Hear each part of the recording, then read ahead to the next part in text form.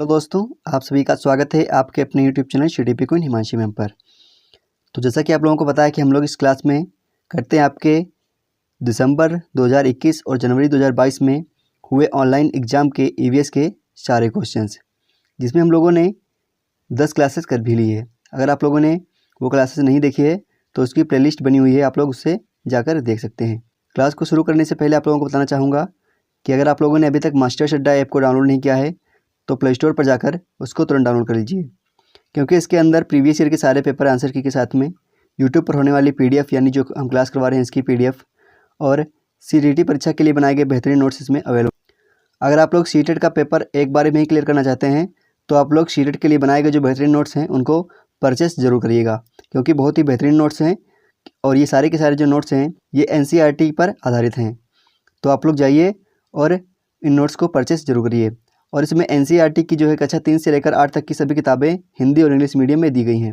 जिसने हमारे नोट्स को परचेस कर लिया है वो लोग हर रोज़ क्लास में देखते होंगे कि आपके 30 क्वेश्चन जो होते हैं इनमें से काफ़ी सारे क्वेश्चन आपको सेम हमारे नोट्स से देखने को मिल रहे होंगे। तो आप लोग जिसने भी अभी तक हमारे नोट्स को परचेस नहीं किया है वो लोग तुरंत जाइए, मास्टर्स अड्डा ऐप को डाउनलोड करिए और हमारे नोट्स को परचेस कर लीजिए। नोट्स जो हैं वह 100 रुपये में EVS का है, 150 रुपये में CDP का है, 100 रुपये में हिंदी का है और 100 रुपये में SST का नोट्स वहाँ पर दिया गया है। तो 100 रुपये की बात है, अगर आप लोग 100 रुपये डाल के नोट्स परचेस कर लेते हैं तो आपके कम से कम 120 नंबर वहाँ से पक्के हो जाएंगे। अगर आप लोगों को एक बार में CTET क्लियर करना है तो नोट्स ज़रूर परचेस करिएगा। इस समय हमारे ऐप पर ऑफर भी चल रहा है। अगर आप लोग कोई 3 नोट्स परचेस करते हैं तो वहाँ पर आप लोगों को 50 रुपये का कैशबैक, और अगर आप लोग कोई 4 PDF नोट्स परचेस करते हैं तो वहाँ पे आप लोगों को 100 रुपये का कैशबैक देखने को मिल जाएगा। तो प्ले स्टोर पर जाकर मास्टर्स अड्डा ऐप को डाउनलोड करना बिल्कुल भी मत भूलिए। देखते हैं आज का पहला क्वेश्चन। साबुत मूंग या चने को रात भर पानी में भिगोकर फिर 1 या 2 दिन छोड़ देते हैं। सबसे पहले जो भाग अंकुरित होता है वह है तना, पत्ती, जड़ या फल। चलिए क्वेश्चन नंबर फर्स्ट का आंसर दीजिए। क्वेश्चन नंबर फर्स्ट का आंसर बताइए क्या हो जाएगा।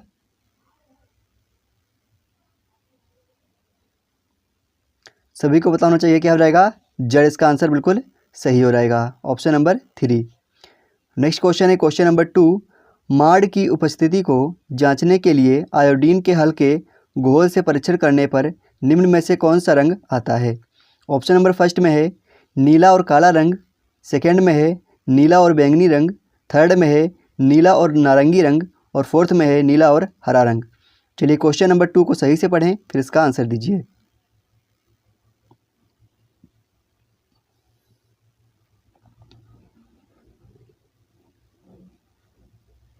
तो क्वेश्चन नंबर 2 का आंसर नंबर फर्स्ट है, बिल्कुल सही है, नीला और काला रंग आता है। नेक्स्ट क्वेश्चन है क्वेश्चन नंबर 3।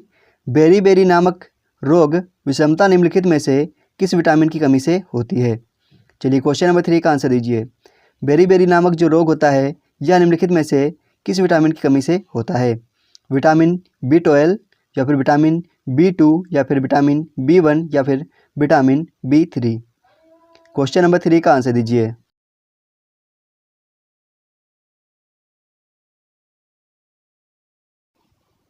तो क्वेश्चन नंबर 3 का ऑप्शन नंबर 3 बिल्कुल सही है। हम सभी को पता है बेरी नामक जो रोग होता है वह विटामिन B1 की कमी से होता है।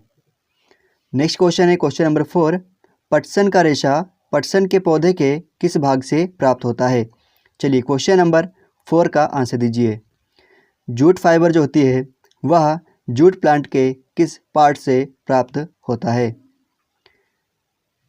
ऑप्शन नंबर फर्स्ट में लिखा हुआ है बीज से, सेकंड में है पत्ती से, थर्ड में है फूल से और फोर्थ में है तने से। चलिए बताइए।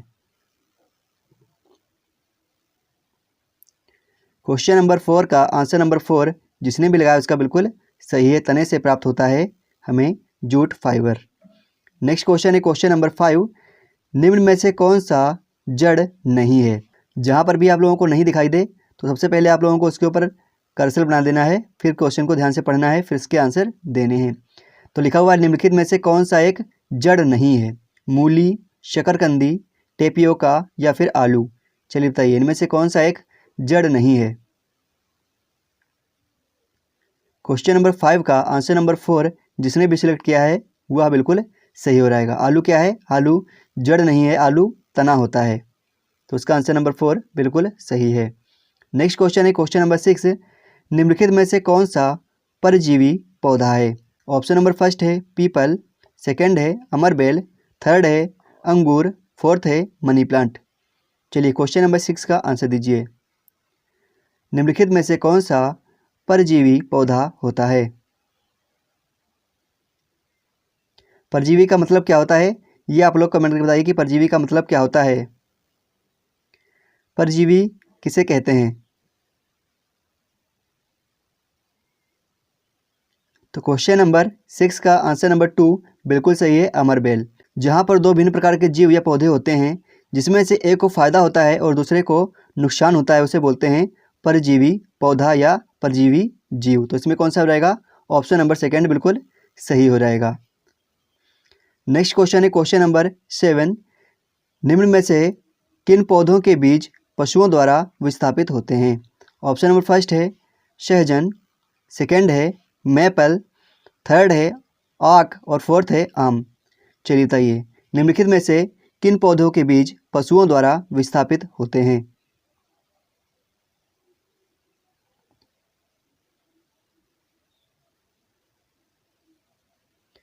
तो क्वेश्चन नंबर 7 का सीबीएसई बोर्ड ने आंसर नंबर 4 सही माना था, जो कि हमारे हिसाब से बिल्कुल गलत है। आम तो नहीं होना चाहिए था, तो फिर इनमें से कौन सा हो जाएगा? चलिए बताइए, आप लोग बताइए कि इनमें से कौन सा हो जाएगा। नेक्स्ट क्वेश्चन है क्वेश्चन नंबर 8, निम्नलिखित में से किसको बीज पत्र कहते हैं? ऑप्शन नंबर फर्स्ट है बीजावरण को, सेकंड है भ्रूण को, थर्ड है बीज पत्ती को और फोर्थ है बीजांड द्वार को। चलिए क्वेश्चन नंबर 8 का आंसर दीजिए।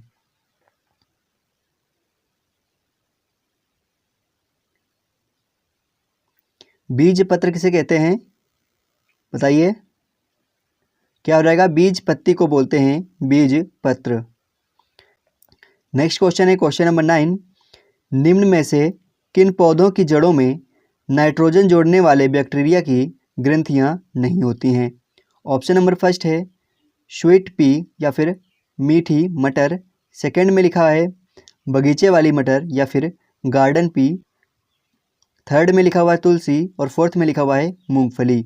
चलिए बताइए निम्न में से किन पौधों की जड़ों में नाइट्रोजन जोड़ने वाले बैक्टीरिया की ग्रंथियां नहीं होती हैं? यहाँ पर भी आप लोगों को नहीं दिखाई दे, अच्छे तरीके से क्वेश्चन को पढ़ना है, फिर उसके आंसर देने हैं। क्वेश्चन नंबर 9 का आंसर बताइए क्या हो जाएगा? क्वेश्चन नंबर 9 का आंसर नंबर 3 बिल्कुल सही है, तुलसी। नेक्स्ट क्वेश्चन है क्वेश्चन नंबर 10, पक्ति में शिराओं एवं छोटी शिराओं की व्यवस्था का नाम होता है? ऑप्शन नंबर फर्स्ट है पटल, सेकंड है शिरा विन्यास, थर्ड है मध्य शिरा और फोर्थ ऑप्शन है व्रंत या पर्णव्रंत। चलिए क्वेश्चन नंबर 10 का आंसर दीजिए। पंक्तियों में शिराओं और छोटी शिराओं की व्यवस्था का नाम क्या होता है? क्या हो रहेगा क्वेश्चन नंबर 10 का आंसर? आंसर नंबर 2 बिल्कुल सही हो रहेगा, शिरा विन्यास कहते हैं। नेक्स्ट क्वेश्चन है क्वेश्चन नंबर 11, निम्न में से कौन सा जीवाश्म ईंधन नहीं है? ऑप्शन नंबर फर्स्ट है कोयला, सेकंड है लकड़ी, थर्ड है पेट्रोलियम और फोर्थ है प्राकृतिक गैस।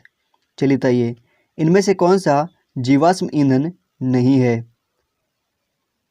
नहीं की बात कही गई यहाँ पर भी। क्वेश्चन नंबर 11 का आंसर दीजिए।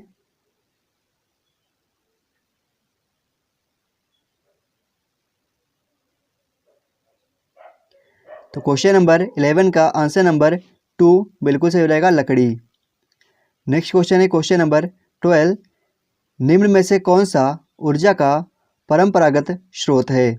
ऑप्शन नंबर फर्स्ट है सौर ऊर्जा, सेकंड है ज्वार भाटा ऊर्जा, थर्ड है भूगर्भीय ऊष्मीय ऊर्जा और फोर्थ है जीवाश्म ईंधन।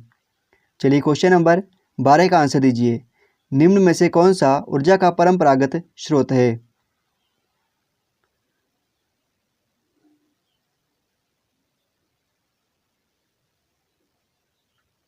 तो क्वेश्चन नंबर 12 का आंसर नंबर 4 बिल्कुल सही हो जाएगा, जीवाश्म ईंधन।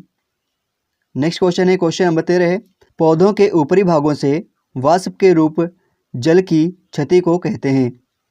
ऑप्शन नंबर फर्स्ट है प्रकाश संश्लेषण, सेकंड है वृद्धि, थर्ड है श्वसन और फोर्थ है वाष्पो उत्सर्जन।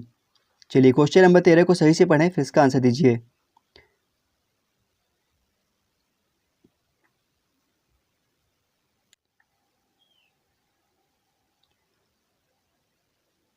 तो क्वेश्चन नंबर 13 का आंसर नंबर 4 बिल्कुल सही रहेगा, वाष्पोत्सर्जन बोलते हैं इसे। नेक्स्ट क्वेश्चन है क्वेश्चन नंबर 14 है, हिमालय में एप्पल एक औषधीय पौधा है जो उच्च क्षेत्रों में पाया जाता है, इसे किस समूह में रखा जाएगा? ऑप्शन नंबर फर्स्ट है अन्य स्थानिक, ऑप्शन नंबर सेकंड है प्रचुर या बाहुल्य, ऑप्शन नंबर थर्ड है स्थानिक और ऑप्शन नंबर फोर्थ है संकट संपन्न। तो क्वेश्चन नंबर 14 का आंसर बताइए क्या हो रहेगा।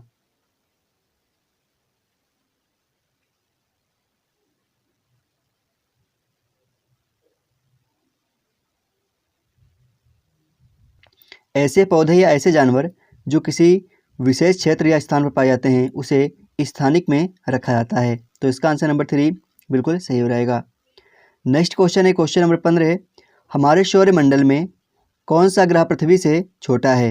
ऑप्शन नंबर फर्स्ट है मंगल, सेकंड है बृहस्पति, थर्ड है बुध और फोर्थ है शनि। क्वेश्चन नंबर 15 का आंसर दीजिए। हमारे सौरमंडल में कौन सा ग्रह पृथ्वी से छोटा है?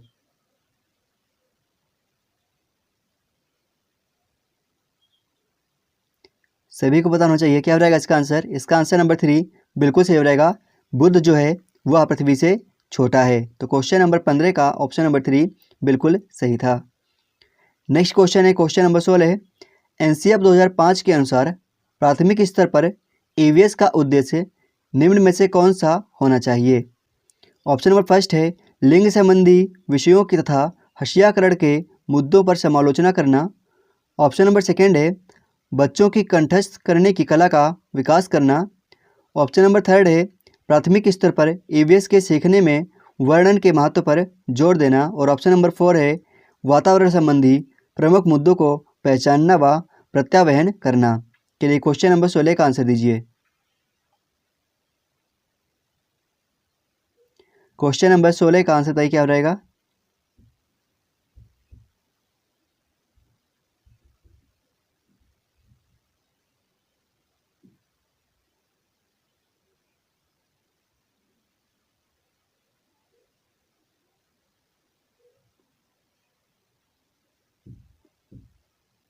तो क्वेश्चन नंबर 16 का ऑप्शन नंबर फर्स्ट बिल्कुल सही है।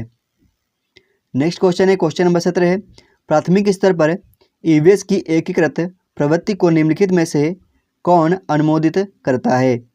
अब यहाँ पर ABCD करके यहाँ पर 4 ऑप्शन दिए गए हैं। पहला लिखा हुआ है विज्ञान सामाजिक विज्ञान तथा पर्यावरण शिक्षा की अवधारणाओं एवं मुद्दों का एकीकरण, दूसरे में लिखा हुआ है बच्चा अपने पर्यावरण को एक संपूर्ण रूप में देखता है, तीसरे में लिखा हुआ है यह थीम पर आधारित है और चौथे में लिखा हुआ है इसमें विज्ञान एवं सामाजिक विज्ञान के विषय तथा उपविषय शामिल हैं। अब यहाँ पे ऑप्शन दीजिए इसके कौन कौन से निकल कर आ जाएंगे। चलिए क्वेश्चन नंबर 17 का आंसर बताइए क्या हो जाएगा। चलिए क्वेश्चन नंबर 17 का आंसर दीजिए क्या हो जाएगा, सही से पढ़ लीजिए बताइए।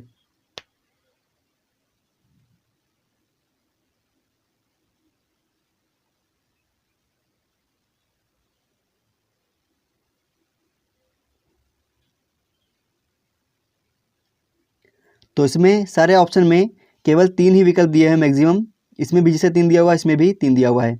तो हम लोगों को इसमें से सबसे बेस्ट ऑप्शन छांटने हैं क्योंकि इसमें हम लोगों को सारे ऑप्शन जो है सही लग रहे होंगे।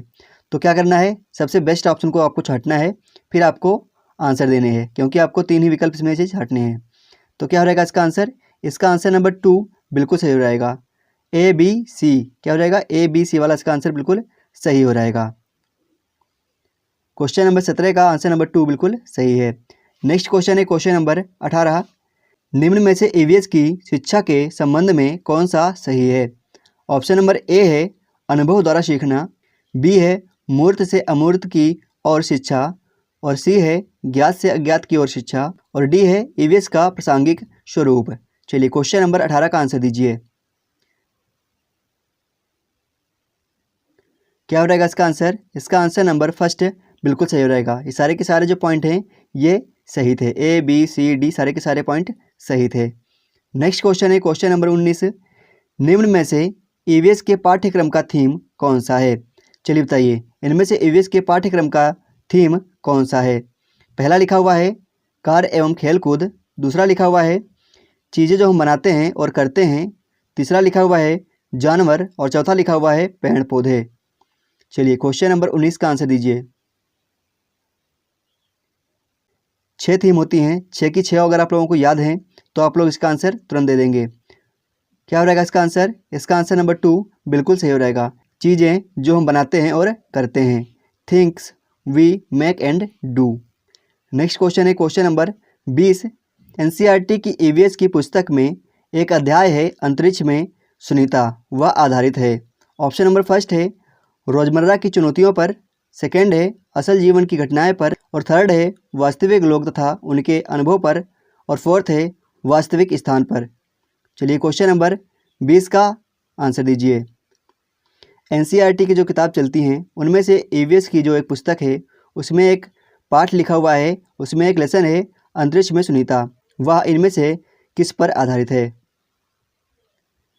क्वेश्चन नंबर 20 का आंसर नंबर 3 बिल्कुल सही हो रहेगा, वास्तविक लोग तथा उनके अनुभव पर। नेक्स्ट क्वेश्चन है क्वेश्चन नंबर 21, खाद्य पदार्थों के खराब होने तथा अपव्यय को संबोधित करने के निम्न में से कौन से संसाधन का सुझाव उपयुक्त है? ऑप्शन नंबर फर्स्ट है परिवार के अनुभवों एवं पारस्परिक क्रियाओं को खाद्य परीक्षण में संबंधित व्यक्ति को साझा करना। ऑप्शन नंबर सेकंड है इस विषय पर श्रव्य दृश्य। ऑप्शन नंबर थर्ड है व्याख्या एवं विचार विमर्श। ऑप्शन नंबर फोर्थ है सोच स्याही जोड़ा एवं साझा। चलिए क्वेश्चन नंबर 21 का आंसर दीजिए। बहुत ही डिफिकल्ट क्वेश्चन है, समझने में बहुत मुश्किल हो रही होगी। चलिए बताइए कि इसका आंसर क्या हो रहेगा। ध्यान से पढ़ेंगे तो आप लोग इसका आंसर दे पाएंगे। काफ़ी डिफिकल्ट क्वेश्चन है।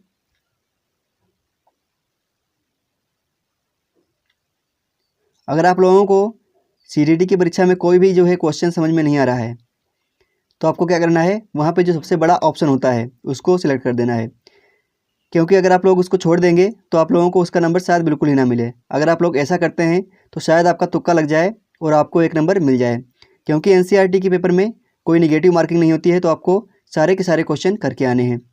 तो जहाँ पर भी आपको सबसे बड़ा ऑप्शन देखने को मिल जाए, आप लोगों को अगर क्वेश्चन समझ में नहीं आ रहा था उसको टिक कर दीजिए। तो क्वेश्चन नंबर 21 का आंसर नंबर फर्स्ट बिल्कुल सही है, और यह सही इसलिए नहीं है क्योंकि यह बड़ा है, यह सही इसलिए है क्योंकि यह सीबीएसई बोर्ड ने इसका आंसर यही माना था। नेक्स्ट क्वेश्चन है क्वेश्चन नंबर 22, ईवीएस में एक शिक्षक निम्न में से किसके अंतर्गत स्वच्छता अभियान चला सकता है? ऑप्शन नंबर फर्स्ट में था प्रोजेक्ट कार्य, ऑप्शन नंबर सेकंड में है प्रदत्त कार्य, थर्ड में है क्षेत्र भ्रमण, और फोर्थ में है प्रयोगात्मक कार्य। चलिए क्वेश्चन नंबर 22 का आंसर दीजिए।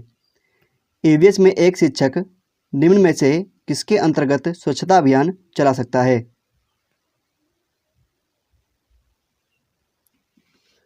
क्वेश्चन नंबर 22 का आंसर दीजिए।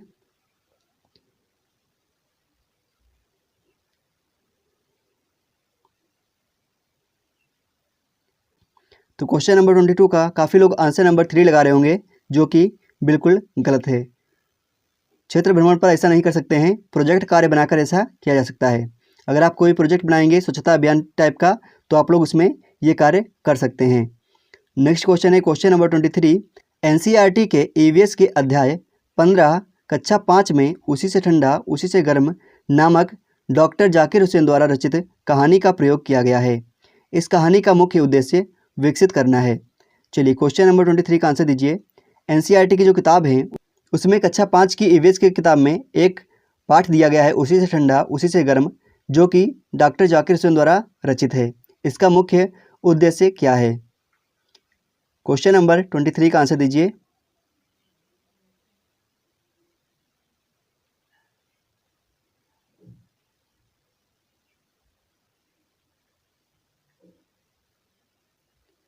तो क्वेश्चन नंबर 23 का आंसर नंबर 3 जिसने भी लगाया उसका बिल्कुल सही हो रहेगा। प्राथमिक स्तर पर सांस लेने और छोड़ने की प्रक्रिया की समझ। आप लोग इस क्वेश्चन को सही से पढ़ लीजिए, क्योंकि इससे आपके 1-2 क्वेश्चन और भी बन सकते हैं। जैसे उसी से ठंडा उसी से गर्म, यह किताब किसके द्वारा लिखित है? तो किसके द्वारा लिखित है? डॉक्टर जाकिर हुसैन द्वारा लिखित है। ऐसे आपके करके एक दो क्वेश्चन इसमें से और भी बन सकते हैं, तो आप लोग इसको ध्यान से पढ़ लीजिएगा। नेक्स्ट क्वेश्चन है क्वेश्चन नंबर 24। ईवीएस की शिक्षा में रचनात्मक मूल्यांकन का संचालन करने का सबसे उपयुक्त उद्देश्य है। ऑप्शन नंबर फर्स्ट है विद्यार्थियों की मात्रात्मक एवं गुणात्मक प्रगति को संबोधित करना। ऑप्शन नंबर सेकंड है विद्यार्थियों की विषयानुसार प्रगति का आकलन करना। ऑप्शन नंबर थर्ड है विद्यार्थियों को अंक एवं श्रेणी देना। और ऑप्शन नंबर फोर्थ है विद्यार्थियों को अगली कक्षा में प्रोन्नत करना। चलिए क्वेश्चन नंबर 24 का आंसर दीजिए।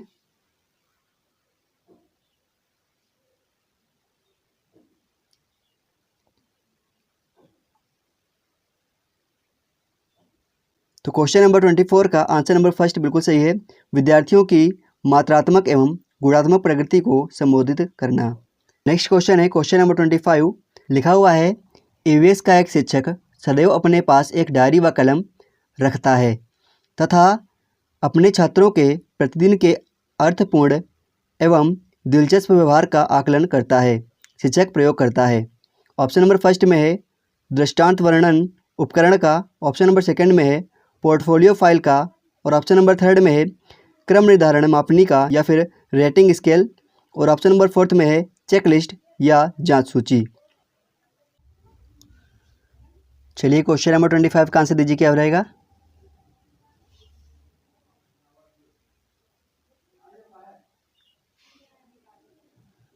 तो क्वेश्चन नंबर 25 का आंसर नंबर फर्स्ट बिल्कुल सही हो रहेगा, दृष्टांत वर्णन उपकरण। नेक्स्ट क्वेश्चन है क्वेश्चन नंबर 26। निम्न में से कौन सा ईवीएस के आकलन का सूचक हो सकता है। अब यहाँ पर ABCD करके आपके सामने 4 विकल्प लिखे हुए हैं, फिर आपको यहाँ पे ऑप्शन में से छांट के बताना है कि कौन सा हो सकता है। ए में लिखा हुआ है अवलोकन, बी में लिखा हुआ है सहयोग, सी में लिखा हुआ है याद या स्मृति, और डी में लिखा हुआ है प्रत्यावहन या रिकॉल ऑप्शंस। चलिए क्वेश्चन नंबर 26 का आंसर दीजिए। क्वेश्चन नंबर 26 का आंसर बताइए, क्या हो रहेगा।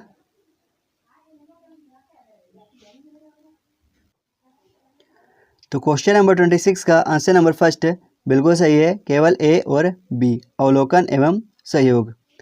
नेक्स्ट क्वेश्चन है question number 27।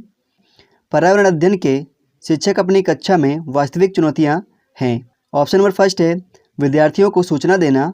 Option number second है विद्यार्थियों को कार्यपत्रक देना। ऑप्शन नंबर थर्ड है विद्यार्थियों को सीखने का अवसर देना। और ऑप्शन नंबर फोर्थ है गृह कार्य देना। क्वेश्चन नंबर 27 का आंसर दीजिए।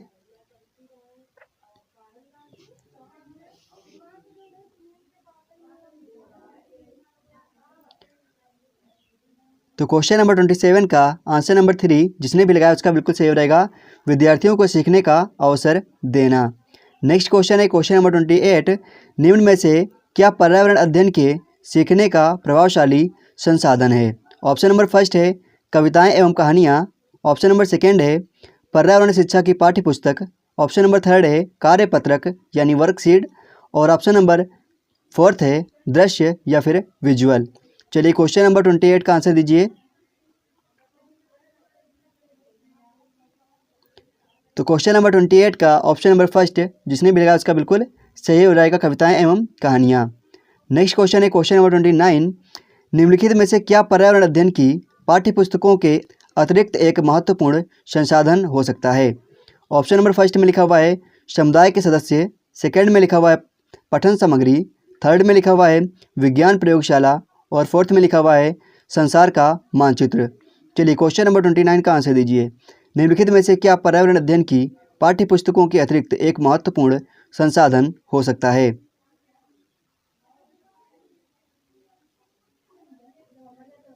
तो क्वेश्चन नंबर 29 का ऑप्शन नंबर फर्स्ट जिसने भी सिलेक्ट किया उसका बिल्कुल सही है, समुदाय के सदस्य हो सकते हैं एक महत्वपूर्ण संसाधन।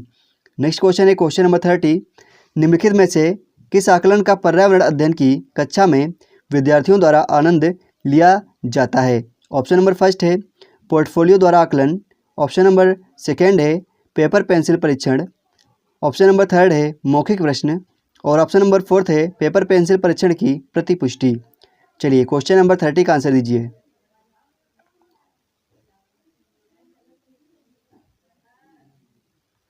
तो क्वेश्चन नंबर 30 का आंसर नंबर फर्स्ट जिसने भी लगाया उसका बिल्कुल सही हो रहेगा। तो एक बार आप लोगों को फिर से बताना चाहूँगा, अगर आप लोग वाकई में चाहते हैं कि आपका CTET का एग्ज़ाम एक बार में क्लियर हो जाए, आप लोग एक बार में पास कर लें, तो आप लोग तुरंत जाइए मास्टर्स अड्डा ऐप पर और वहाँ पे आपके लिए पेड नोट्स बनाए गए हैं जिनकी कीमत मात्र 100 रुपये रखी गई है। आप लोग उनको परचेस कर लीजिए और उनसे पढ़ाई करिए। अब आप लोगों के पास में समय बिल्कुल भी नहीं है कि आप लोग अपने नोट्स बनाएं फिर उससे पढ़ें, तो आप लोग हमारे बने बनाए नोट्स को परचेस कर लीजिए। मात्र 100 रुपये की कीमत पर नोट्स वहाँ पर अवेलेबल हैं। 100 रुपये आज की डेट में कुछ नहीं होते हैं, तो आप लोग जाइए। 100 रुपये की नोट कीमत पर EVS का, 100 रुपये की कीमत पर हिंदी का और 100 रुपये की कीमत पर SST का तथा 150 रुपये की कीमत पर CDP के नोट्स वहाँ पर अवेलेबल हैं, उनको ज़रूर बाय करिए। और अगर आप लोग इस समय बाय करते हैं तो हमारे ऐप पर ऑफर चल रहा है। अगर आप लोग कोई 3 नोट्स परचेस करेंगे तो वहाँ पे आप लोगों को 50 रुपये का डिस्काउंट, अगर आप लोग कोई 4 नोट्स परचेस करते हैं तो वहाँ पे आप लोगों का 100 रुपये का डिस्काउंट देखने को मिल जाएगा। तो आप लोग बिल्कुल भी देरी मत करिए और डाउनलोड कीजिए मास्टर्स अड्डा द लर्निंग ऐप। और यहाँ पे आप लोगों के लिए काफ़ी सारी अध्ययन सामग्री भी दी गई है, लर्निंग मटेरियल और भी यहाँ पे दिया गया है, जैसे प्रीवियस ईयर के सभी क्वेश्चन पेपर और यूट्यूब पर होने वाली क्लास की PDF, सीटेट परीक्षा के लिए बनाए गए बेहतरीन नोट्स और NCERT की कक्षा 3 से लेकर 8 तक की सभी किताबें हिंदी और इंग्लिश मीडियम में यहाँ पर अवेलेबल हैं। तो जल्दी जाइए डाउनलोड करिए मास्टर्स अड्डा द लर्निंग ऐप और हमारे नोट्स को परचेज जरूर कर लीजिए। 100 रुपये की कीमत पर आप लोगों को बेहतरीन नोट्स वहाँ पे दिए जा रहे हैं। अगर आप लोग 100 रुपये देखेंगे तो आप लोग शायद CTET की परीक्षा में उतना अच्छा स्कोर नहीं कर पाएंगे। तो जाइए परचेज करिए हमारे नोट्स को, बहुत ही अच्छे नोट्स बनाए गए हैं और इस क्लास की PDF आप लोगों को वहीं पर मिलेगी आंसर की के साथ में। तो चलिए मिलते हैं आप लोगों को नेक्स्ट वीडियो में, तब तक के लिए जय हिंद और जय भारत।